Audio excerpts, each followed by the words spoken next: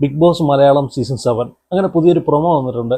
Captaincy മത്സരത്തിൻ്റെ ഒരു പ്രൊമോയാണ് വന്നിട്ടുള്ളത്. ജിസയിലും അതുപോലെ ലക്ഷ്മി, ആദില ഇവർ 3 പേരാണ് മത്സരിക്കുന്നത്. ലാലേട്ടൻ്റെ മുമ്പിലാണ് ഈ ഒരു ക്യാപ്റ്റൻസിക്ക് വേണ്ടിയിട്ട് മത്സരിക്കുന്നത്.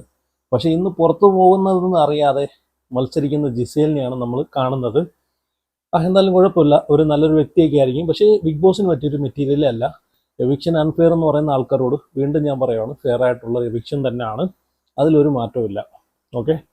പിന്നെ ഈ ആദിലെ എങ്ങാനും ക്യാപ്റ്റൻ ആയി കഴിഞ്ഞാൽ അനീഷിൻ്റെ അവസ്ഥ ഒന്ന് ആലോചിച്ച് നോക്കിയേ. ലാലേട്ടൻ ഇവരുടെ അടുത്ത് ചോദിക്കുന്ന ക്യാപ്റ്റൻ ആരാന്ന് എനിക്കറിയത്തില്ല, ഞാൻ പറഞ്ഞ ചിലപ്പം ജിസേലായി കഴിഞ്ഞാൽ ജിസേൽ ചിലപ്പം ജിസേലിൻ്റെ ഒരു ബോഡി സ്ട്രക്ചറും ബോഡി ഇതൊക്കെ വെച്ചിട്ട് ഫ്ലെക്സിബിൾ ആയിട്ടുള്ളൊരു ബോഡിയാണ്. അപ്പം ഈ ഒരു ടാസ്ക് നല്ലപോലെ ഭംഗിയോടെ ചെയ്യാൻ പറ്റുന്ന ഒരു വ്യക്തി എനിക്ക് തോന്നുന്നു ജിസേലാണെന്ന് തോന്നുന്നു.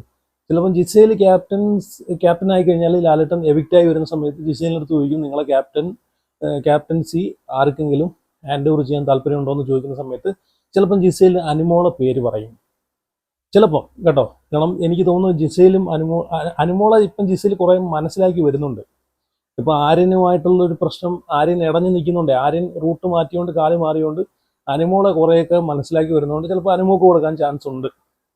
പിന്നെ ഇത് ആദിലെങ്ങാണോ ആയിക്കഴിഞ്ഞാൽ അനീഷിൻ്റെ അവസ്ഥയാണ് ആലോചിച്ച് നോക്കി. ഇപ്പോൾ ഇവിടെ ലാലേട്ടൻ ചോദിക്കുന്ന ഒരു ചോദ്യം എന്ന് വെച്ച് കഴിഞ്ഞാൽ, ക്യാപ്റ്റൻ ആയി കഴിഞ്ഞാൽ നിങ്ങൾക്ക് എന്ത് കൊണ്ടുവരാൻ സാധിക്കും, എന്താണ് നിങ്ങൾക്ക് ചെയ്യാൻ പറ്റുന്നതെന്നാണ് ചോദിക്കുന്നത്. അപ്പോൾ ആദിൽ പറയുന്നത് വെച്ച് കഴിഞ്ഞാൽ സില്ലി പ്രോബ്ലംസ് റിസോൾവ് ചെയ്യാൻ സാധിക്കും എന്നാണ് പറയുന്നത്. എന്ത് അർത്ഥത്തിലാണ് ഈ ആദിൽ ഇത് പറയുന്നതെന്നാണ് ഞാൻ ചോദിക്കുന്നത്. വേറൊന്നുമല്ല, ഒരു ക്യാപ്റ്റനായിട്ട് നിന്ന ഒരാൾ ഒരു ക്യാപ്റ്റനായിട്ട് നിന്ന ഒരാൾ പറയുന്ന കേൾക്കാതെ അവിടെ പോയി കടക്കുകയും അതുപോലെ എനിക്ക് ചെയ്യാൻ ബുദ്ധിമുട്ടുണ്ട് എന്നൊക്കെ പറയുന്ന ഒരാൾ ക്യാപ്റ്റനായി വന്നു കഴിഞ്ഞാൽ അവിടെ എന്ത് തേങ്ങയുടെ കാണിച്ചു കൂട്ടുന്നേ. ഒരു ക്യാപ്റ്റനായിട്ട് ഇപ്പം നമ്മൾ കണ്ടാണ് കഴിഞ്ഞ വീക്കിൽ കിച്ചൺ ക്യാപ്റ്റനായിട്ടുള്ള അനീഷ് പറയുന്ന ഒരു കാര്യവും അതിലെ ചെയ്യുന്നില്ലായിരുന്നു.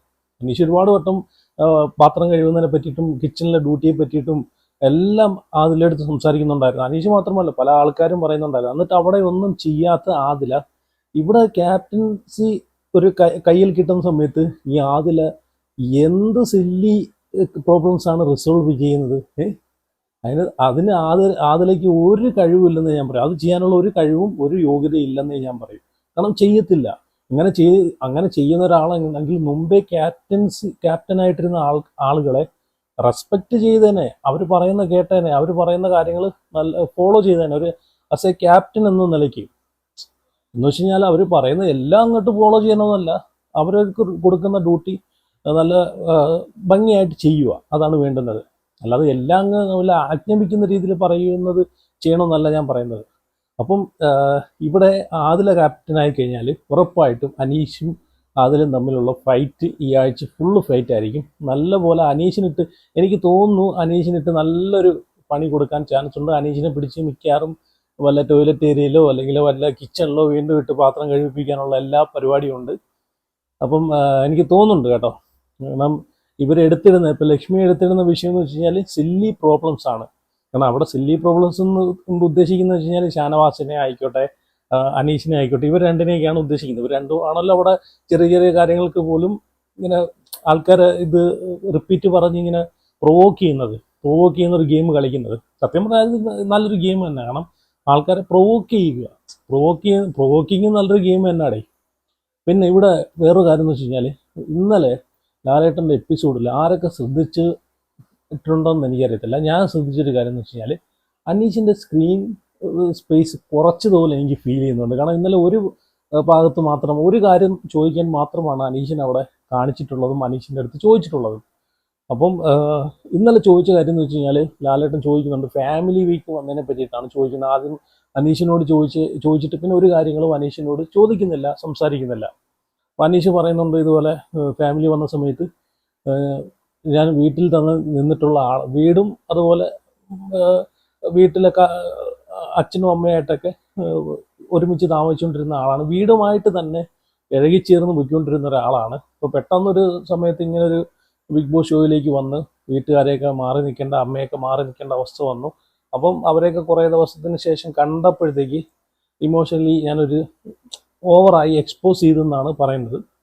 കാണും. കാരണം വീട്ടിൽ നിൽക്കുന്ന ആൾക്കാർക്ക്, വീട്ടിൽ ഫാമിലിയോട് ഒത്ത് നിൽക്കുന്ന ആൾക്കാർക്ക് പെട്ടെന്നൊരു സമയത്തൊക്കെ അങ്ങോട്ടും ഇങ്ങോട്ടും ഒരു 10, 20, 25 ദിവസം 30 ദിവസം മാറി നിൽക്കുമ്പോഴത്തേക്ക് അവർക്ക് സ്വാഭാവികമായിട്ട് അങ്ങനെയുള്ളൊരു ഇതൊക്കെ സ്വാഭാവികമായിട്ട് ഒരു ഇമോഷൻസ് ഒക്കെ അവരെ പെട്ടെന്ന് കാണുമ്പോഴത്തേക്ക് ഉണ്ടാവാറുണ്ട്. പിന്നെ ഇതൊക്കെ കഴിഞ്ഞിട്ട് ലാലേട്ടൻ ഇവരെടുത്തൊരു ഒരു കാര്യം പറയുന്നുണ്ട്. അത് കറക്റ്റ് കാര്യം തന്നെ കേട്ടോ.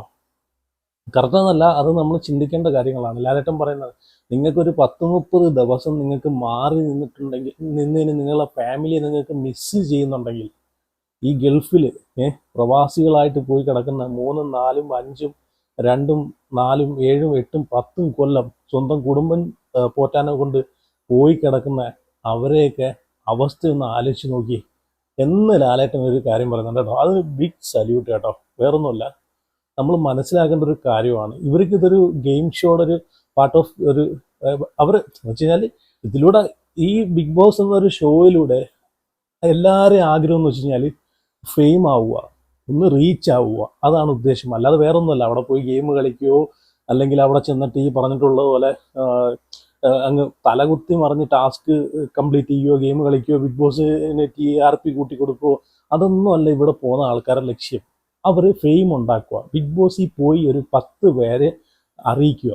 ബിഗ് ബോസിൽ പോയി കഴിഞ്ഞാൽ ഈ ഷോ കാണുന്ന ഒട്ടുമിക്ക മലയാളികളും അവിടെ ആരൊക്കെയാണെന്ന്, അവിടെ മത്സരിക്കുന്ന കണ്ടസ്റ്റൻസ് ആരൊക്കെയാണെന്നെങ്കിലും അറ്റ്ലീസ്റ്റ് പറയുമല്ലോ, സംസാരിക്കുമല്ലോ. അപ്പം ഇവരെല്ലാം ലക്ഷ്യം അവിടെ പോയി ഒരു പേരുണ്ടാക്കുക. അത് ഇന്നലെ ഒനിയൻ സാബ് ഇറങ്ങിയ സമയത്ത് ഒനിയൻ സാബ് പറയുന്നുണ്ടായിരുന്നു, പുള്ളി എന്തൊരു പുള്ളി തന്നെ പുള്ളി അങ്ങോട്ട് പൊക്കി പൊക്കി മേലോട്ട് കൊണ്ടുപോകാണ്. പുള്ളി പറയും, ഞാൻ ഒരു ലെജൻഡായി, എന്നെ കേരളക്കര മൊത്തം അറിയപ്പെടുന്ന ഒരാളായി, എനിക്ക് അത് മതി, എനിക്ക് വേറെ ഒന്നും വേണ്ട. ഇതാണ് ഞാൻ പറഞ്ഞത്. ഒനിയൻ സാബ് ഇന്നലെ ഇറങ്ങി കഴിഞ്ഞിട്ട് പറഞ്ഞ വാക്കാണ്. എല്ലാവരും ആഗ്രഹവും എല്ലാവരും ഉദ്ദേശവും ഇത് തന്നെ, അവിടെ പോയി ഫെയിം ആവുക. അതാണ് വേണ്ടുന്നത്. ഒരു എക്സാമ്പിൾ നോക്കിക്കഴിഞ്ഞാൽ ഈ സാബുമാൻ്റെയും ചിന്ത അതാണ്, ബിഗ് ബോസിൽ ചെന്നിട്ട് ഒരു ഫെയിം ആവുക. ഞാൻ ഒരു കാര്യം പറയട്ടെ, നിങ്ങൾ ഇനി എന്തൊക്കെ അവിടെ കാണിച്ചു കൂട്ടിയാലും കൂടിപ്പോയി കഴിഞ്ഞാൽ ഒരു മാസമേ നിങ്ങളെ സോഷ്യൽ മീഡിയയിൽ മുമ്പിൽ കാണൂ. അത് കഴിഞ്ഞിട്ട് നിങ്ങളെ കാണത്തേയില്ല. ചുരുക്കം ചില ആളുകൾ, ഈ അഖിൽ മാരാർ, അതുപോലെ തരികിട സാബു, അങ്ങനെയൊക്കെ കുറച്ച് ആൾക്കാരുണ്ടല്ലോ, അങ്ങനെയൊക്കെ 1, 2, 3 പേര്, റോബിൻ രാധാകൃഷ്ണൻ, ഇങ്ങനെയൊക്കെ ഉള്ള ആൾക്കാരെ മാത്രമേ ജനങ്ങൾ ഇടയ്ക്കെങ്കിലും ഒന്ന് ഓർത്തിരിക്കൂ. ഒരു ബിഗ് ബോസിൽ പോയ ഒരു വ്യക്തി എന്ന് പറഞ്ഞിട്ട് ഒന്ന് ഓർത്തിരിക്കൂ. ബാക്കി എത്ര പേര് പോയിട്ടുണ്ട്?